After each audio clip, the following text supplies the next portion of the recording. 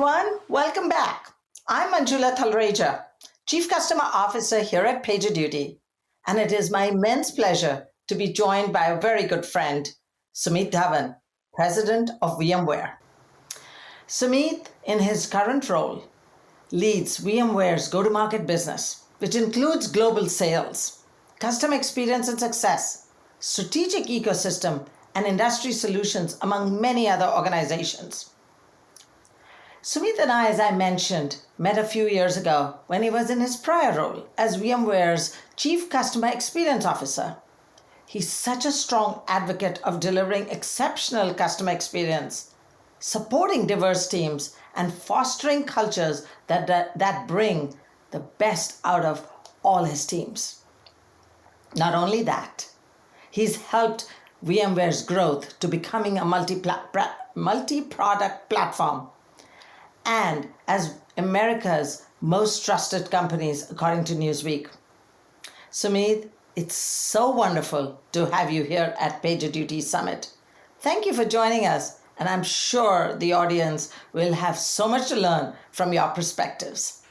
Well, thank you for having me. Good day to everyone. And Manjula, thanks for your friendship, as well as thanks to PagerDuty for being an amazing partner of ours.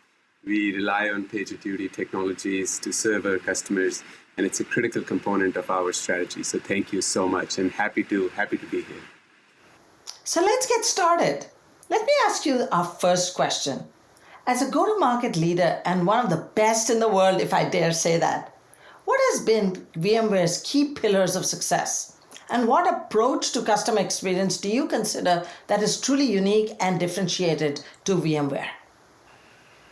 Yeah, I think within VMware, we take pride in two things. Make no mistake, we are a technology company, and we take pride in driving innovation. And we fuel that innovation engine with as much sort of engineering prowess that we have. And oftentimes we are sort of accused of sometimes leading too much with technology. But right after technology, our passion is driving an amazing or delivering an amazing customer experience.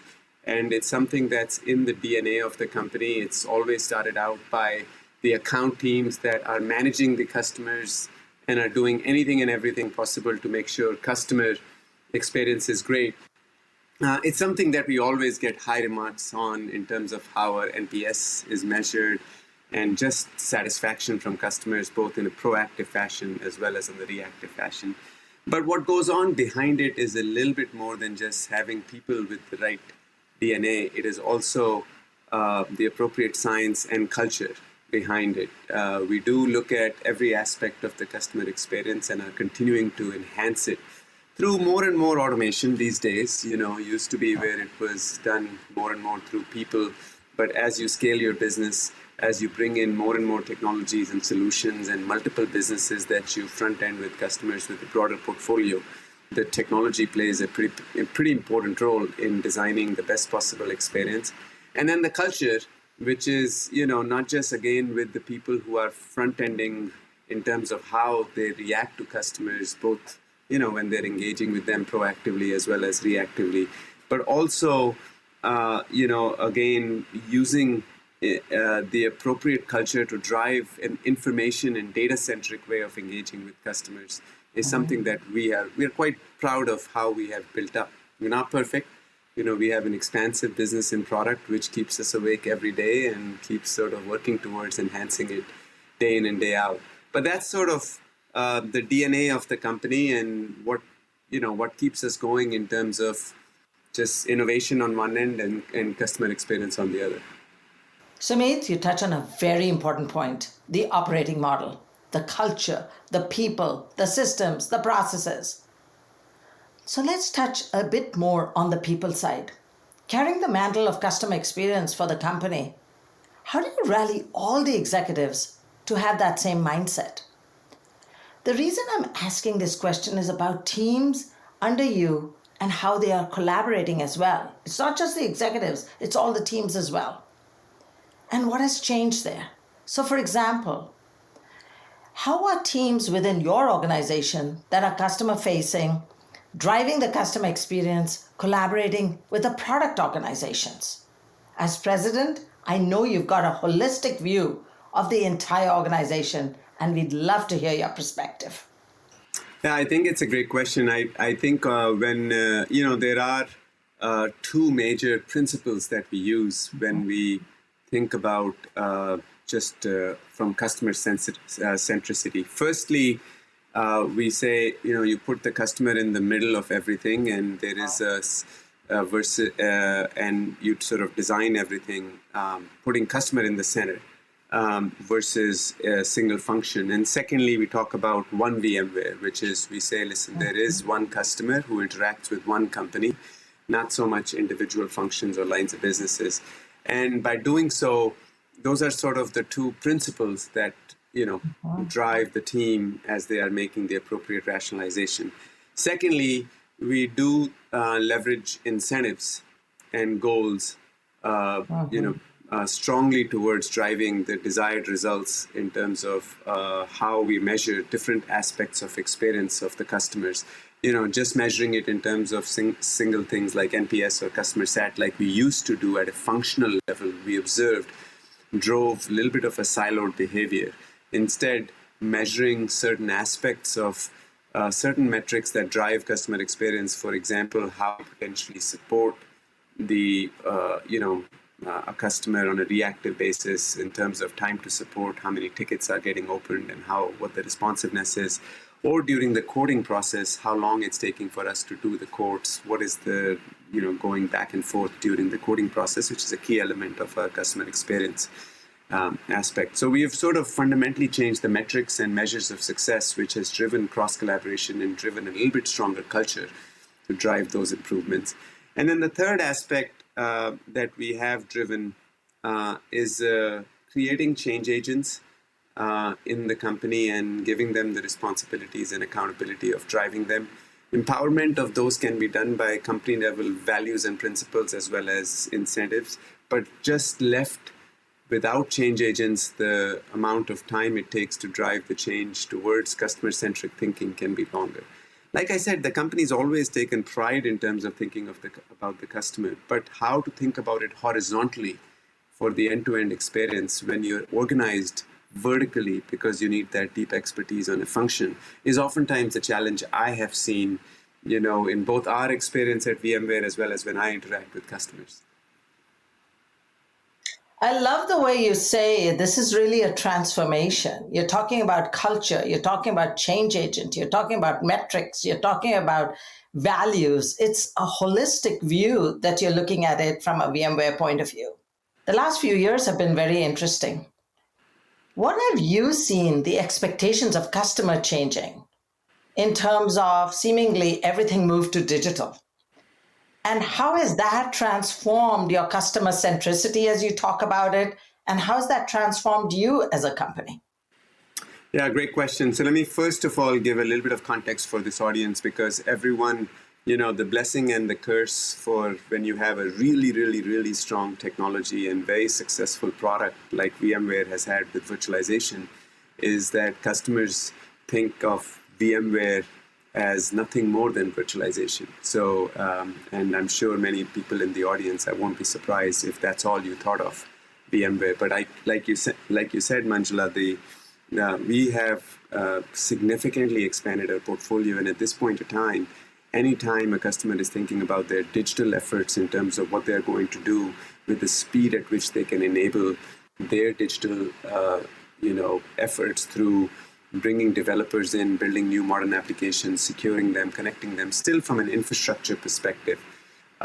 We are a key player for most enterprises at this point in time in enabling that at scale and running Kubernetes sort of as a function at scale, as well as we are a key enabler of enabling customers to move to public cloud using some solutions we have built as SaaS offerings with all hyperscalers. And we together call our portfolio in helping customers adopt multi-cloud solutions in this world of where digital trumps everything in the business, because of digital being a key component of the business is driving their strategies. And we are enabling customers to adopt very different way of operating, not just through dev and DevOps, but horizontally how they can have a scalable model for operating and developing and operating their modern applications along with their traditional applications across cloud in a rapid fashion. So that sort of is the new VMware. And as you can imagine, in that world, when we are providing our services, obviously we have to provide the same degree of responsiveness to customers. So what we have found is, of course, when we are delivering new solutions, which are empowering customers to have that level of agility, the expectations from customers from us is to have the same degree of responsiveness, agility, and the functional silos can get in the way. And obviously automation, as well as the right cultural transformation, as you mentioned, is the right solution to deliver the expected experiences from customers in that world. But it's the expectations are not just limited to that new modern world. They've actually came into more traditional world as well. If you think about it, most enterprises run on two types of applications: systems of records, which operate in a very traditional fashion, and systems of engagement and systems of intelligence, which are more modern applications that are building with continuous development and continuous innovation and a very, very rapid change, because that rapid change and experimentation delivers tremendous value to the business. Not necessarily the same in systems of records. So you would think that the expectations on systems of records-based applications, those who are operating them more in a traditional waterfall model, would have very different expectations than the applications like that are becoming the new digital businesses for both engagement as well as intelligence-centric applications. Not quite the same that we have experienced with customers. Customers' expectations have fundamentally changed to get this new, modern, agile, highly responsive experience, regardless of what type of applications, workloads, and how the applications are servicing the business, because applications are the digital language of the business at this point in time. So what we have seen is we can't sort of create a segmented or, sort of dichotomous experiences for customers. The expectation from customers drives that transformation that we were referring to, with people, culture, metrics, appropriate change agents, and everything is needed to drive that amazing experience for customers, which is very different in terms of expectations than it used to be even 5 years or so ago. You're bringing up a great point. It's interesting. Our mission at PagerDuty is to anticipate the unexpected in an unpredictable world. And is it an unpredictable world? And you just said that. It is an unpredictable world, and we have to anticipate everything proactively. So the whole environment of engineering leaders and for the CIOs has changed. Do you see a change in the demand from them as a result of this, both from the CIOs and the engineering leaders? I think you touched on it and you alluded to it, but we'd love to hear more about what you're thinking and how the customer expectations have changed as well as a result of all these changes. First of all, love your mission, and really sort of apt for today's needs for both VMware as well as when I interact with customers. I get the pleasure in my job to be talking to about 40 or so customers. 40 to 50 customers is my goal a month.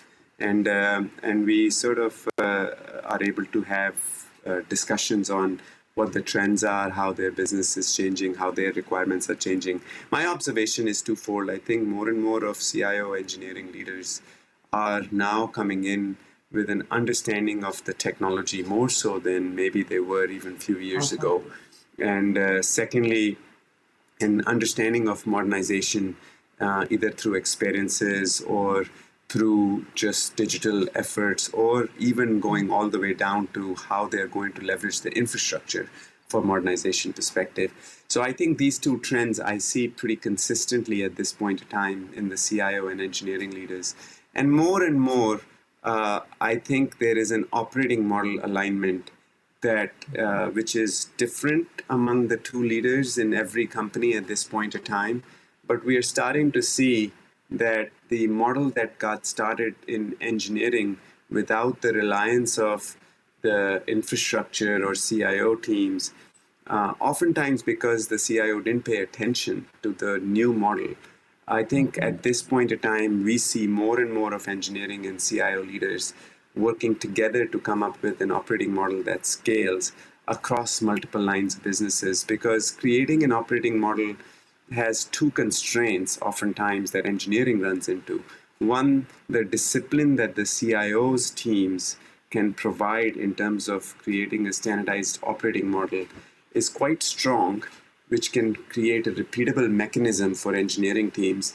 And the talent that the engineering team often has is not, as things start scaling into production and as things start working, the talent ends up tooling the environments, sometimes completely different per application, leads to risks or potential issues in slowing down the development, which is the whole reason why the DevOps teams were put together.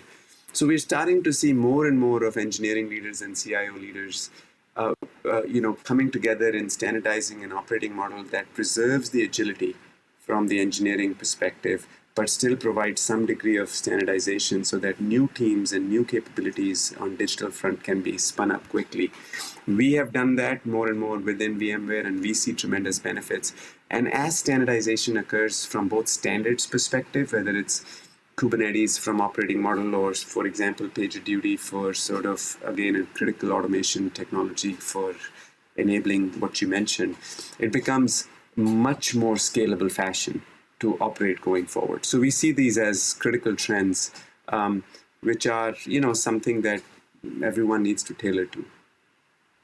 I love what you're saying about collaboration. It's at the next level of collaboration across organization, the standardization, common operating model, and what we call the operations cloud for a digital economy.